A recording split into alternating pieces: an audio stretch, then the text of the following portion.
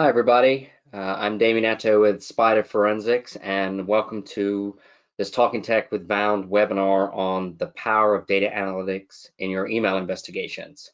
Over the next 20 minutes or so, I want to go through a workflow where you can use some of the data analytics features in Intella to gain a better insight into email communication links between key people of interest during an email investigation. So a little bit about me. As I said, I'm Damien Atto with Spider Forensics. I've been in the field of digital forensics and e-discovery for, it's coming up 10 years now. I started out at the National White Collar Crime Center, just focusing on forensics. Then I moved to Access Data, where I was doing both forensics and e-discovery. And now I'm the Director of Professional Services at Spider Forensics. We are a training and services partner with Bound. So we thought out what is data analytics, and as I was going through and putting together this webinar, I was trying to find a real good definition of what data analytics really is. So the best one that I could find was the process of examining, transforming, and modeling data to recognize useful information and to support decision making. So the whole idea of analytics is to quickly identify relevant data in a large pile. And also it can be used to form links between the data. Obviously, in today's age, we're dealing with a lot of data, and it's inefficient having to go through all these files, emails, in a linear fashion to try and find what you're looking for. So that's where data analytics come into play. The analytics can be used at various stages in the case lifecycle. Probably the most common areas where you'll see analytics used is during your early case assessment.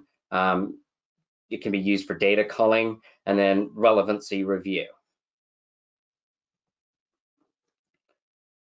So data analytics in email investigations, so this is where I see it most being used, because if you think about it, most of the investigations that we work on today contain some form of email data. Most oftentimes, you're going to be investigating full mailboxes. There are times when you get more filtered, but you're getting a large bunch of emails, and you kind of have to go through that and find what you're looking for. If you're having to manually sift through all those emails to find communication links, who's talking with who, to identify maybe additional people of interest, it's going to be time consuming and inefficient. This is where our data analytics features come into play. And we can use the identities, cluster map, social graph within Intella to quickly chart those email communications and get a better graphical representation, so we can find communications of who's talking with who, and maybe identify other people of interest that maybe weren't a part of the investigation to begin with. So the workflow I'm going to go through, it's really a four-step process, but it can be repeated over and over. So in step one, you use the identity feature, which is a feature which allows you to group people's communication aliases into a single identity. And what this does is it builds out a facet that you can use to quickly filter down to just communications from a single person or multiple people. Now, with this identity feature, it's not just applicable for emails, but it's applicable for chat handle, chat usernames. So if you're doing an investigation and you have chats from Skype or other chat applications, you can group them all into the same identity. Another cool thing about this is you find today that a lot of people will have multiple email addresses, where they have a work one, a couple of personal ones, and then we're always using different chat applications, Skype, WhatsApp, etc. So you can group these all into one identity, and so have everything from a single person as one filter, essentially. So step two, once you have your identity created, you can plot those results on the cluster map. And the cluster map will give you a graphical representation and show you the links between different identities. In step 3, you can review what I call the outer clusters. The outer clusters are that they will be essentially groups of emails or chats which aren't between any of the other identities that you have created.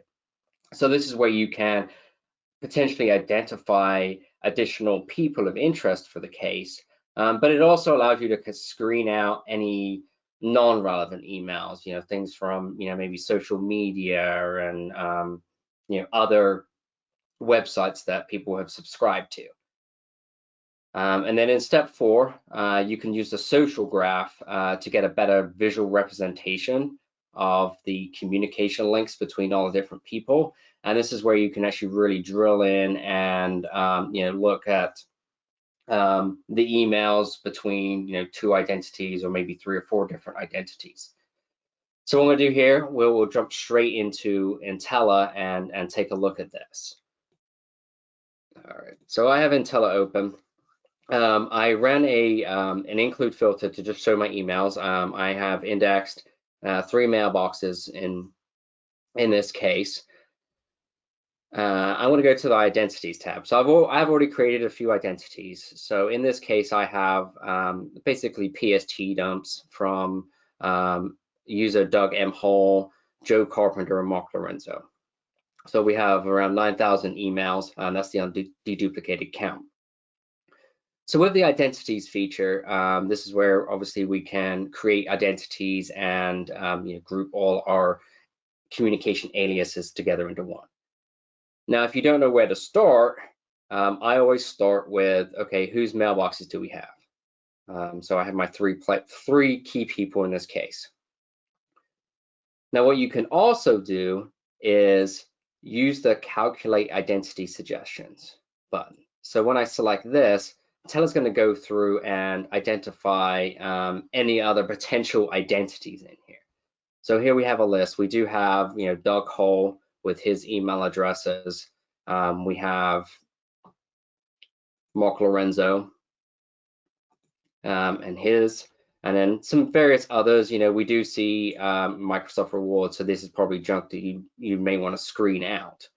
So this is a good starting point. So I have 3 already. So I'm going to go ahead and plot these on the cluster map. I'm going to go back to my search tab. And then in my identities facet, because I've created these 3 identities, I can run a filter on those and run a search on those. So I'm going to select all 3 because I want to see all the links between them. I'll select search. And here we have on the cluster map a representation of the communication links between these 3 identities.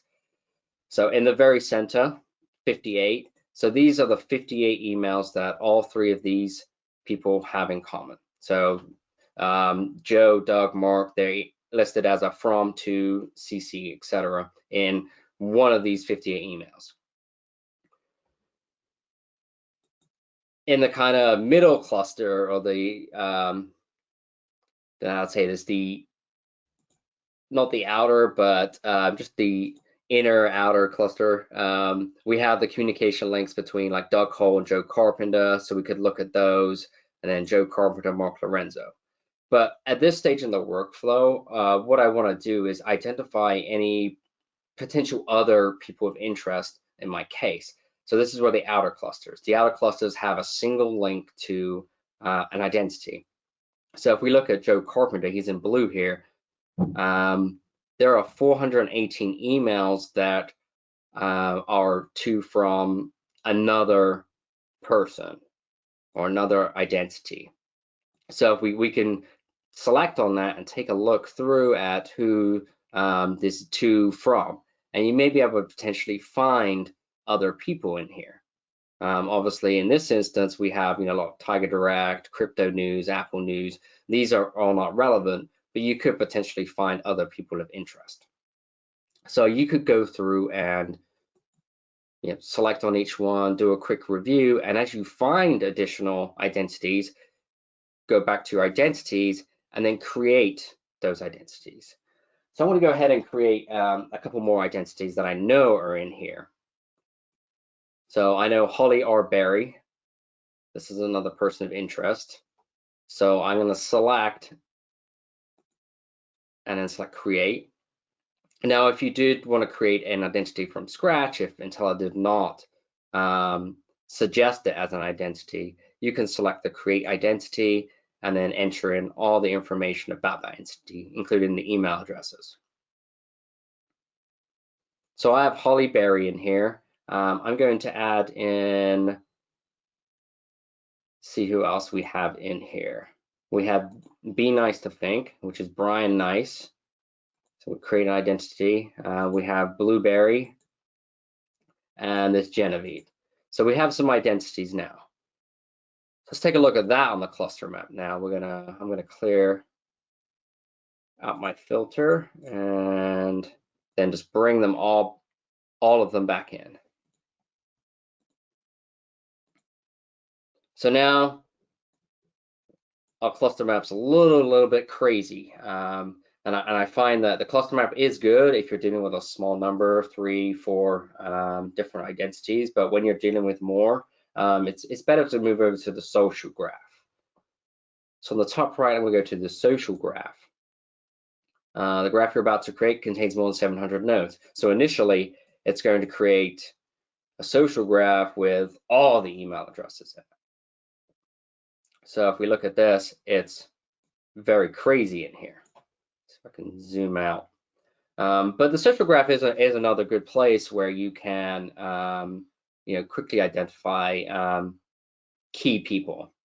So obviously we have Doug Hole and Joe Carpenter as my initial identities out their mailboxes, but I also have a Holly Berry, which looks to be also included as part of Doug Hole's mailbox. And then we have another Holly Berry down here, and then Mark Lorenzo, he's right here. So he doesn't have as many email communications, but we still have his mailbox, and he's still a person of interest. So like I did on here, you can actually go in and select on an identity and show all emails. You can also select on a link between two people and just view those emails. So it's a very quick way to go through and see what communications are between specific people. So now this is a bit crazy, so we're going to change some of the settings here so we can just see communications between our identities. So under edges, by default, it's going to be all. I can select at least one identity. Still looks kind of the same, so it's only going to show emails to, from, CC, any of our 7 identities that we created. But the most efficient way is select only identities. So here, we only see the identities that we've created. So if I drag this out,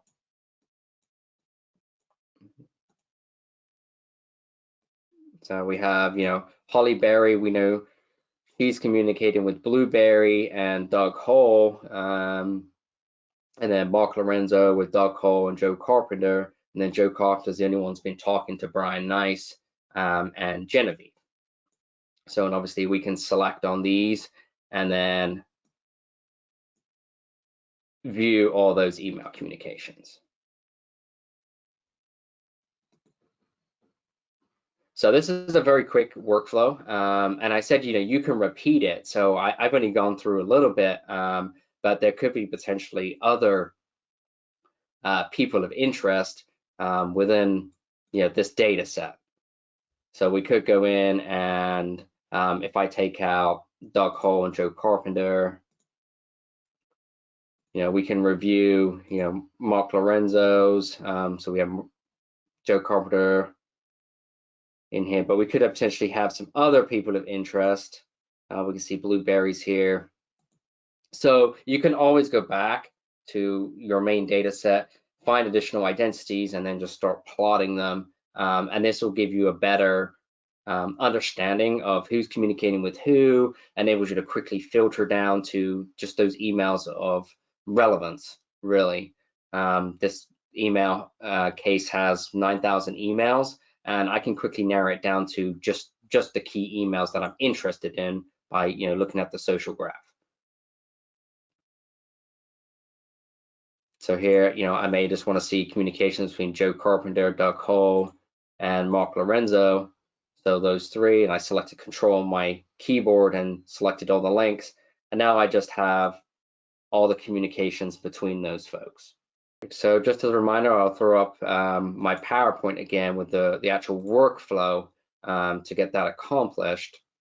So step one, you'll use the identity feature to group people's communications into a single identity. Two, you'll plot the results on the cluster map. So that will give you a visual representation of your main identities. And then you kind of review the outer clusters to potentially identify additional people. And also, you can screen out anything that's, considered junk email or, email that's not relevant to your investigation. And then you can use the social graph to get a better visual representation of the communication links. So I have a question here. Can we save the social map for further review, or do we recreate it every time we need it? So you can actually save out the cluster map, the social graph. So let me go back into Intella. So what you can do is, obviously, you can take a screenshot, but you can save it as a graphic. Now, it'll have to render each time. You want to, if you come back into Intella and select our identities, it will have to render it each time. But you could export out. Say if I select all my emails,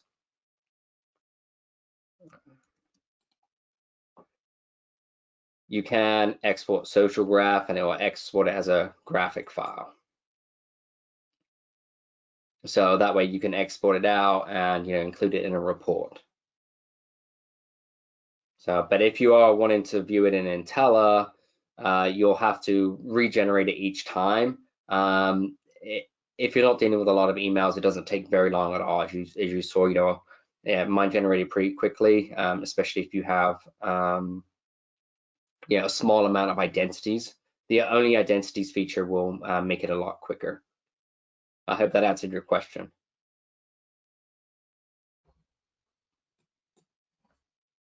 Perfect. Excellent. Well, thank you everyone for attending. Really appreciate you taking the time out this morning, and I hope you found this useful and you can apply it to your investigations. All right. Thank you very much, everybody. Have a good day.